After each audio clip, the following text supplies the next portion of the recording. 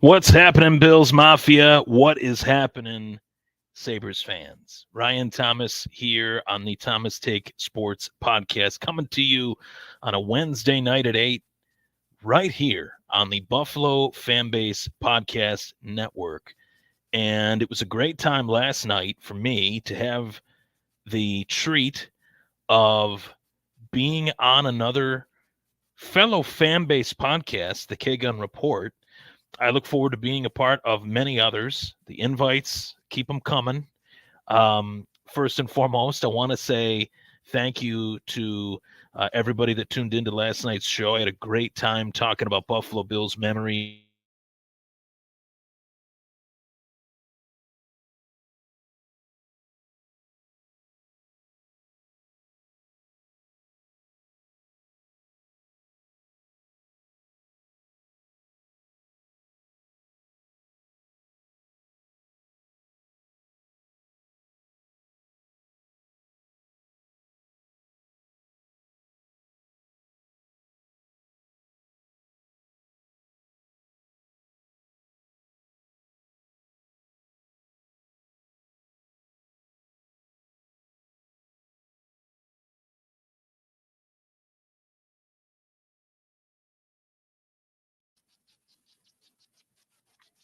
back on. Sorry about the bad connection there.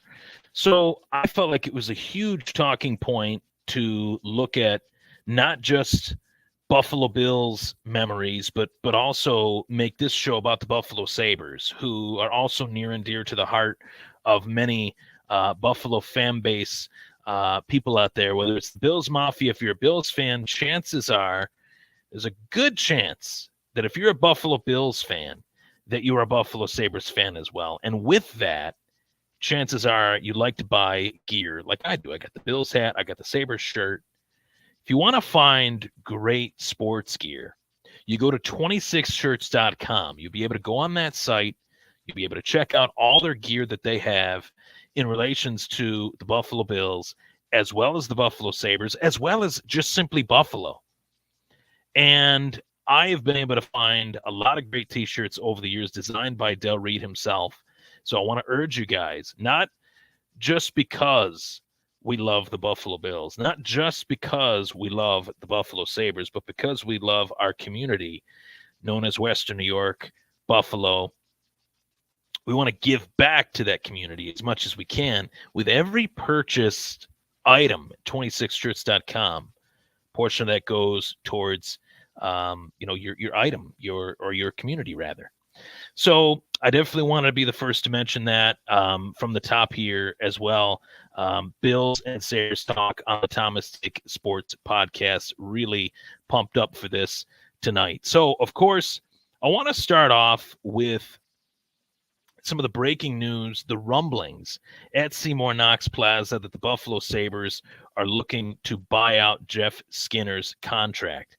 And it's looking more and more likely by the day. Now, I have had plenty of people chime in, give me their take on this over the course of the last few days, because I've let my opinion be known, and I'm going to continue to let my opinion be known on the fact that I do not think this is a good move. Point blank, period. I do not think this is a good move.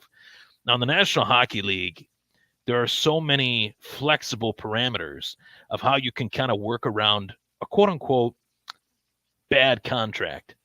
Now, Jeff Skinner was coming off of a 40-goal season in 2018.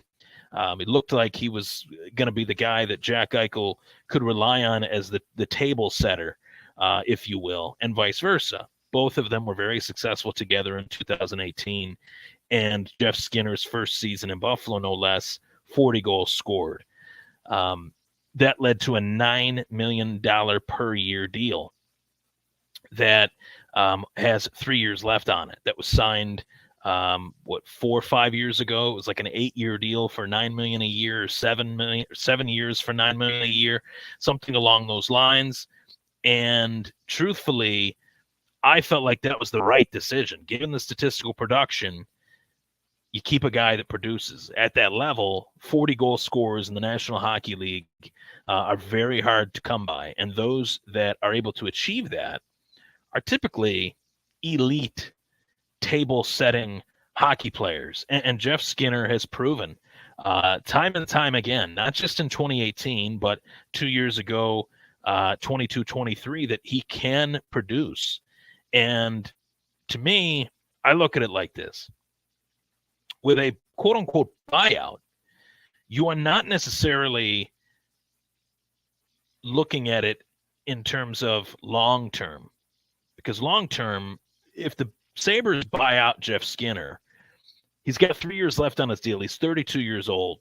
If they don't buy him out, he's got 3 years left. He plays another 3 years with the Sabres, and that's it.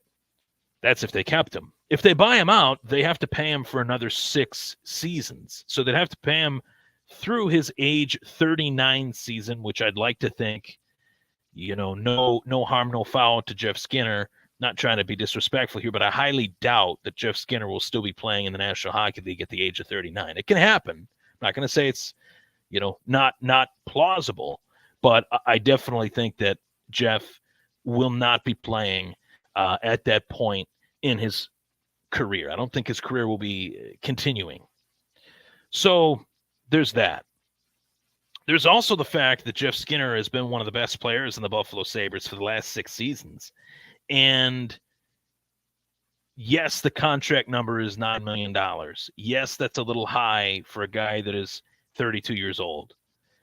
Typically, guys that are 24, 25 are getting their first big contract of $9 million at this time. Was the statistical production last season from Jeff Skinner good enough to warrant $9 million a year? No, it was not.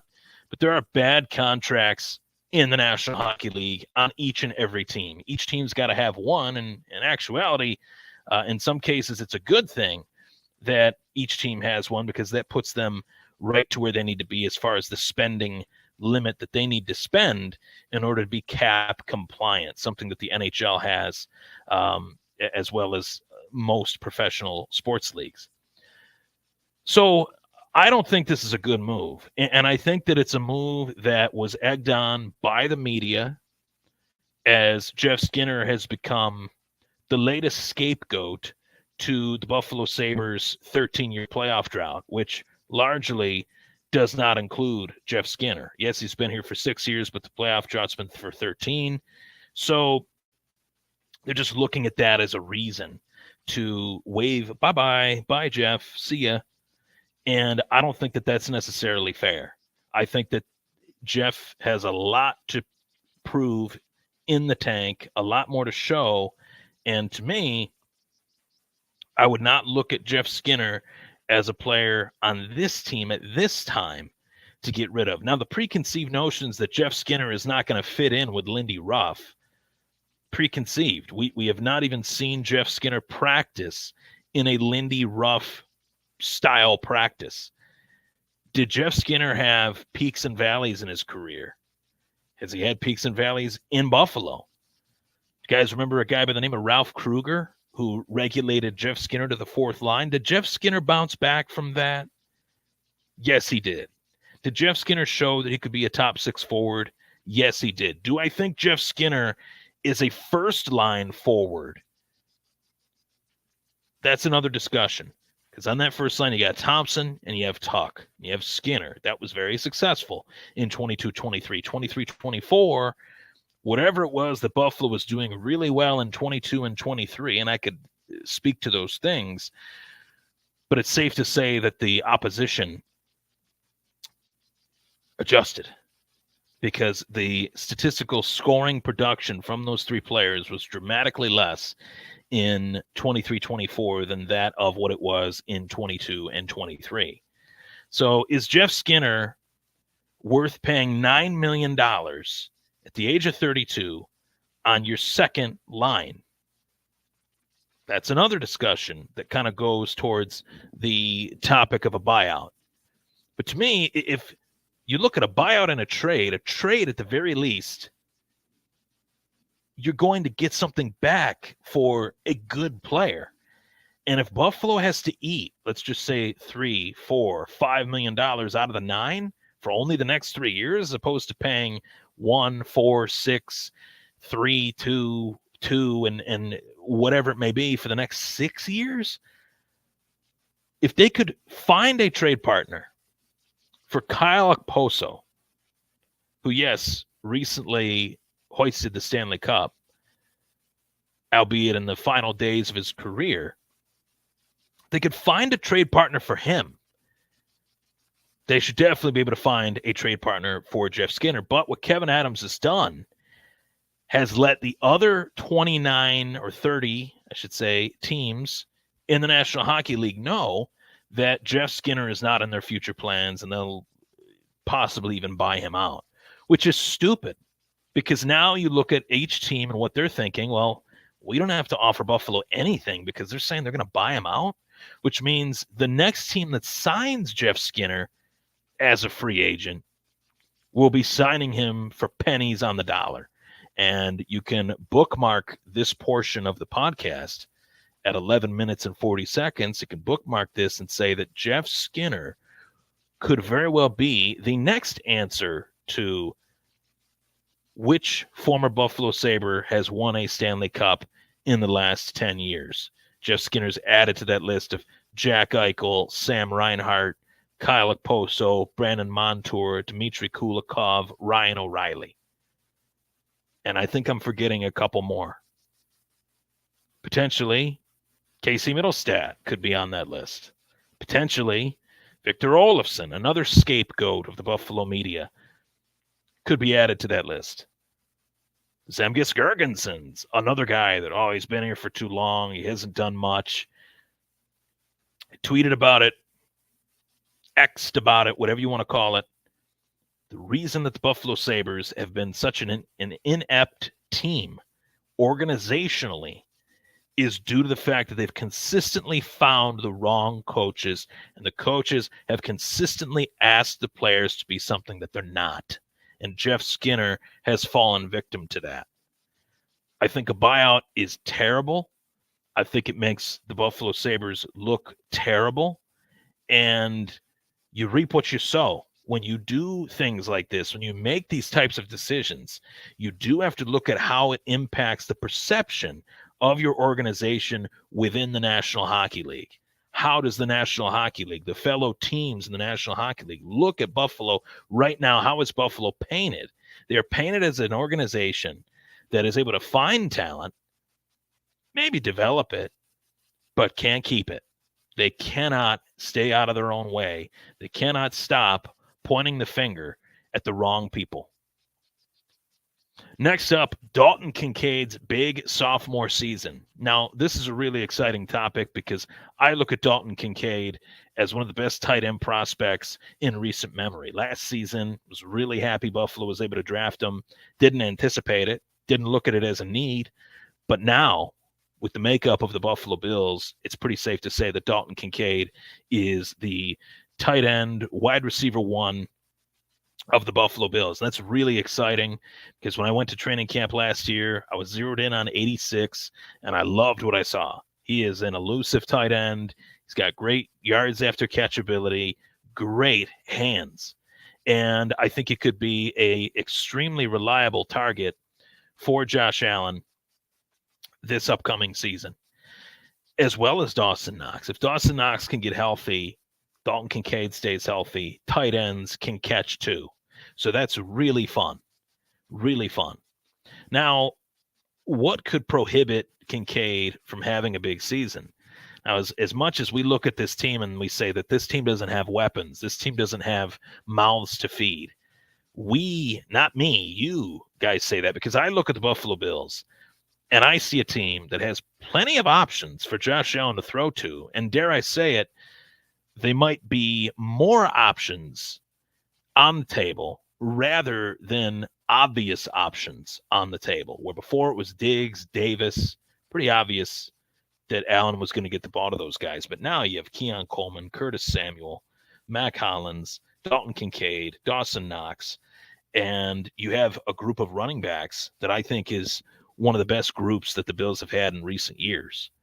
So the fact that Josh Allen, I think, will be more willing to spread the football around, one guy's got to eat in this offense, receiving-wise. I think that's going to be Dalton Kincaid.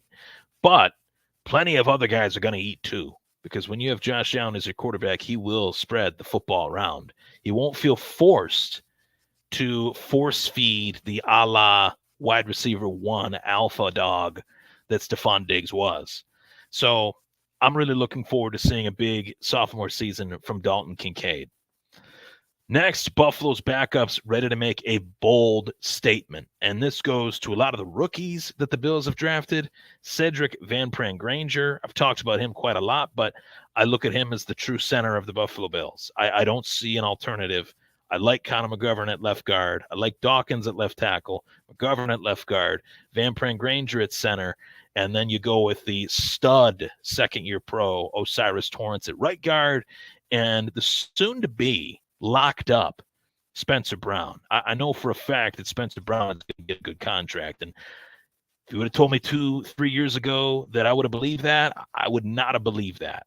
So that's huge. Buffalo's offensive line relatively intact for a long, long time, which will help these backups, if you want to call them that, guys like Ray Davis, excel. Guys like Ty Johnson, excel. And that goes to the Buffalo Bills run game thoughts. Now, my Sabres offseason wish list. This goes to the fact that the NHL draft is in 2 days. The Buffalo Sabres hold that 11th overall selection, and I sincerely hope that they trade it. I want it gone. I don't want them to take another young player that's just going to be log jammed in Rochester for the next 2-3 years. I understand that the NHL is about finding young talent, accumulating young talent, developing that young talent so that you can be good for a long period of time. But I think the Sabres have done actually a really good job at drafting young talent these last 3, 4, 5 years. But a lot of it hasn't even been seen due to the fact that there's so much of it log jammed in Rochester. So with that, trade that 11th overall selection. Trade it for a top 6 forward. I've read a lot about the Anaheim Ducks' willingness to trade away Trevor Zegras. Trevor Zegras is a very fun offensive player that puts fans in the seats and can take fans out of their seat. With some of his highlight reel capabilities, fans will be standing and cheering for a guy like Trevor Zegras. Those are the types of players that the Buffalo Sabres really need right now in terms of just energizing offensive wizardry that this team has missed, with the exception of 2 years ago. And the fact that it was so recent that the Sabres offense was as good as it was, I think it speaks to the urgency of getting it back. And how do you get it back? What do you do to get it back? You got to add offensive prowess to this team. And I think a third line center, I don't know what they think of Peyton Krebs. I like Peyton Krebs. If Peyton Krebs is on the fourth line, I think he could do really well. If Peyton Krebs works his way up to the third line, I think he could do really well, obviously. But do the Sabres think that? I don't know. And there's a lot of question marks with even some of the youth that this team has. I like Jack Quinn. I know that Jack Quinn is a scorer. I know Jack Quinn can create. But Jack Quinn has been very injury prone. Jack Quinn cannot afford to get hurt again. He has to stay healthy.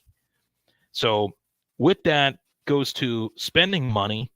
Yes, the Sabres have had salary cap space upwards of 18, 16, 19 million over the course of the last, couple seasons. And they haven't really spent it. They've spent it on their own. They've extended Darlene.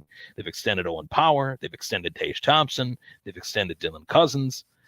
But to be honest with you, I think they need to go within the outside portion of the organization. It's great that they locked up those guys. I'm really happy about that. I think Bowen Byram's the next one that they have to lock up, as well as Ukko-Pekka Luukkonen. But spend money on those guys. Keep those guys here, then go out and spend some more money on free agents that can come in, be NHL caliber players, and bring a new level of grit and integrity to the Buffalo Sabres that they desperately need. Now, sign players, yes, but let them play. And I talked about this with the concept of Jeff Skinner and some other guys over the years, that Buffalo has tried to change the type of makeup that these players have. to be honest with you, I think that's what's led to a lot of these guys wanting to leave. Guys like Ryan O'Reilly, guys like Jack Eichel. I won't make a single excuse for the douchebaggery that Jack Eichel showed during his tenure here. But the one thing I will say is that they consistently had the wrong head coach that was consistently trying to change the style of the players rather than just letting the players play to their strengths. He wanted them to play to his system. And as a coach, you have to recognize what a player can bring and what a player can't. And you stay within his lane. You stay within the lane of where he can actually contribute and try to work on some of the areas that are lacking without putting him in that area to fail. That's setting a player up for failure. And the Sabres head coaches post Lindy Ruff have done that. Now that brings me to the grand finale of this mostly Buffalo Sabres show. But Lindy Ruff 2.0, coming back after being fired in 2011, is under a lot of pressure. Lindy Ruff has to get this right. Lindy Ruff, if not, he will be completely destroyed in the Buffalo media. And the Sabres' integrity will be even lesser than what it is believed to be now.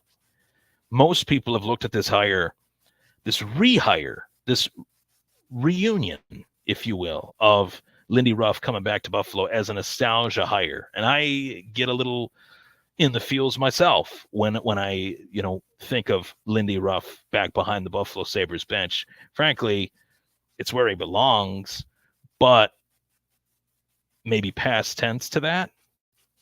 So I look at it this way. To wrap this up, I look at it to say the simple fact that Lindy Ruff is an older coach. It's been over 10 years since he was in Buffalo. The game has changed. The game is catered to younger players. And if Lindy can't get these young players on the same page, if Lindy can't cater to the style that these players play within, this team is going to drastically struggle, and they might struggle even worse than what they did last year. Now, I'm not saying Donnie Granato should have stayed as the head coach of the Buffalo Sabres. I felt like it was the right decision to move on from him. I think that the ceiling was reached, and he did get the team out of this funk that they were in. But is Lindy Ruff the guy that can get them back to where they need to be, and that's the NHL playoffs? I don't know. I can't confidently say that that is the right guy. I can say that it's a guy that I admire. I can say it's a guy that's one of my favorite coaches in sports, my sports fandom history. But that was for then, not necessarily for now. So it's going to be very interesting. I've never been this hyped up for a Buffalo Sabres season because I really think one of two things is going to happen. This team's either going to be extremely successful, make the playoffs. Lindy Ruff will be immortalized as the greatest head coach in Sabres history and then some. He already is, but in three separate eras of hockey to help a team win is pretty remarkable. And if he's able to accomplish that, then it was a brilliant move by Kevin Adams. But if he's not, Kevin Adams is on the chopping block. Lindy Ruff will be gone, and this team will be blown up again. Now, I don't want to get ahead of myself and say that that's what's going to happen, but you have to think of every single scenario. No doubt about it, Lindy Ruff 2.0 is under pressure this time around more than ever before, in my opinion, with this age of social media, more fan access, more fan interaction in terms of how people consume content in regards to their teams. If it doesn't work, it's going to get ugly. But if they follow my keys to the offseason, I think the Sabres will be all right. With that, I greatly appreciate you guys tuning in tonight. I wanted to provide a little bit more than just Buffalo Bills conversation, especially with the Buffalo Sabres offseason kicking off. The NHL draft is this week, and I'm hoping to see something big happen this week as far as the Sabres go. Big trade, big moves. Make it happen, Kevin Adams. With that, thank you so much for tuning into the Thomas Take Sports Podcast. I'm Ryan Thomas. I'll see you guys next